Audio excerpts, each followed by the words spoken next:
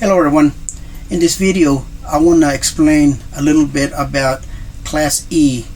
So if you look at this chart here, you'll notice that everything in dark green here and above this red, which is Class A, is Class E.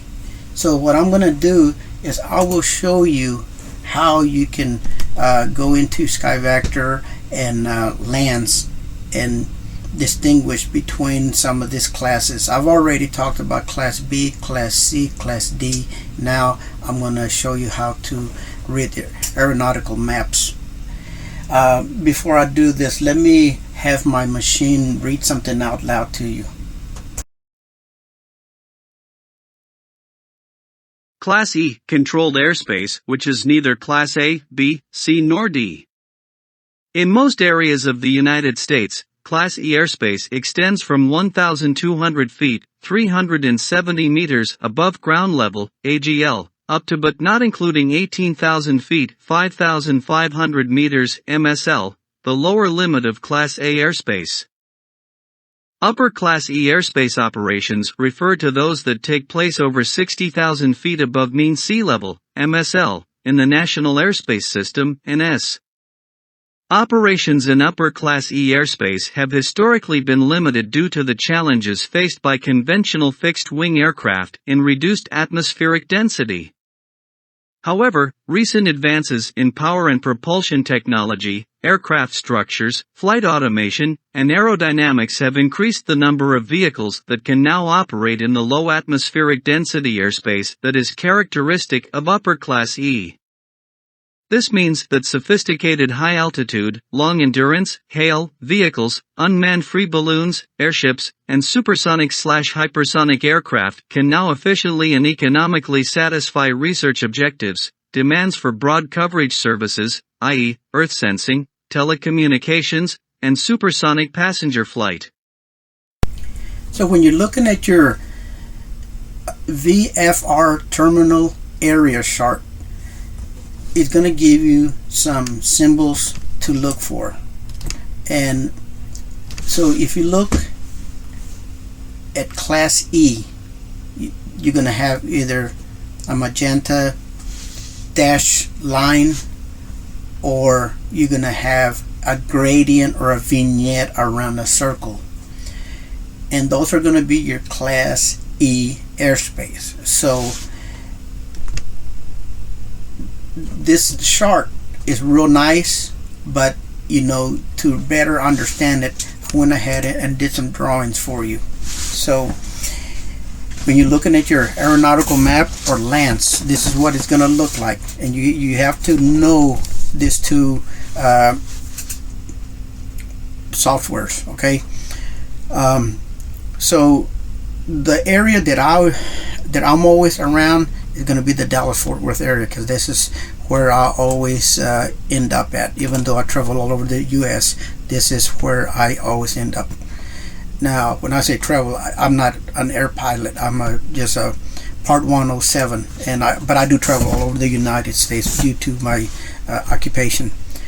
So let me show you what some of your Class E, I don't know if you want to call them diagrams, symbols, circles, sketch, illustrations, but what I'm talking about is this diagrams right here. Look, so if you look at the Dallas-Fort Worth area, now in previous videos I explained about Class E, Class B and D, because Dallas is a Class B airport. Okay, so this is what the Dallas-Fort Worth area looks like. But if you notice, around this Class B, you have all this Class E. So let me show you what that stuff looks like. So again, around this circle here, you're going to have Class B for Dallas-Fort Worth area. And within that Class B, you're going to have some Class D, which are this you can't see it too good on this diagram here, so let's go in here. and let's enlarge this area. Okay, so this is what it would look like right here. Okay, now around all of that you're gonna have class E, and if you don't see anything that's not a dotted line, a blue line, a magenta line, then or a blue dotted, a blue line, it's a blue dotted line, okay, which is delta, then it's going to be G Airspace. Now, and we'll talk about G Airspace later, but so if you were looking at the Dallas-Fort Worth area, this is what the E Airspace is going to look like around the around the E Airspace. Now I do have another illustration. So there's another one that's it's a little weird. You have dash magenta lines or dotted lines, so you see this area here, that's a class E, but also you see around this area here, there's a class E also. And remember, when you're looking at that chart, it's going to give you more than one different kinds of class E, but that's what they're talking about. See, you got your dash or dotted, well, they're not dots, but the dash lines, and then this vignetted, and it's not necessarily a circle. It can be a semicircle, it can be a square. So let me show you some of the areas that I'm talking about. So remember, this is rectangular attached to a circle, and then now this one is a complete circle, but they're not all gonna be like that, because if you go to class C, see, we got all kinds of them, and it's barely it'll be easier to look at here in Sky Vector. So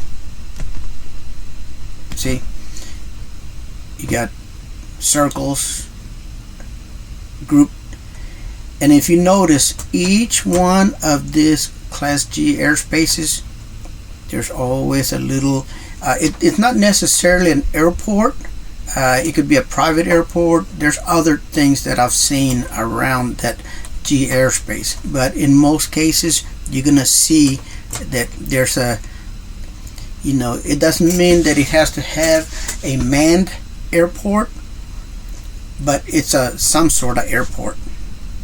So if you look at this right here,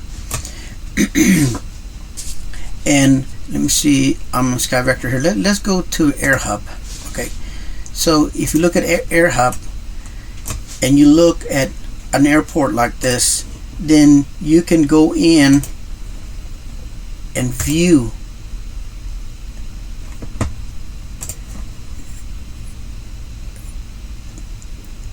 in this format. See, if you go in,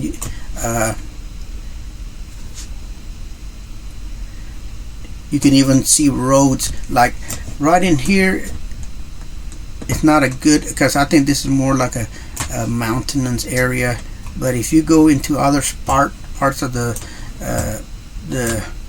US, let's go to the Dallas-Fort Worth area. So I was way out there. So let's go to the Dallas-Fort Worth area. When you enlarge this, watch what you can even see the roads. Now, it's not going to give you all of the roads. Now, you're going to see this in lengths.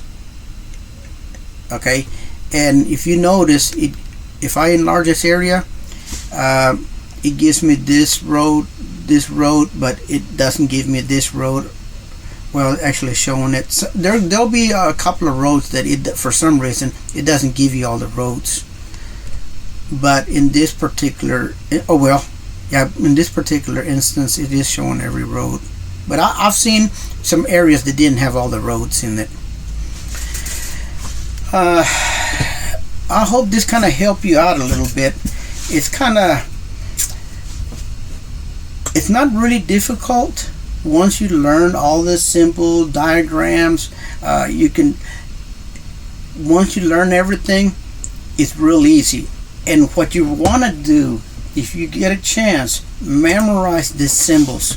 These symbols right here, once you memorize this, that vector or sky vector, it'll be real easy to read, because this is basically all you have to really memorize. It's just the symbols that you see here. I hope this helped you a little bit. If you like it, give me a thumbs up, and I hope to see you in the next video.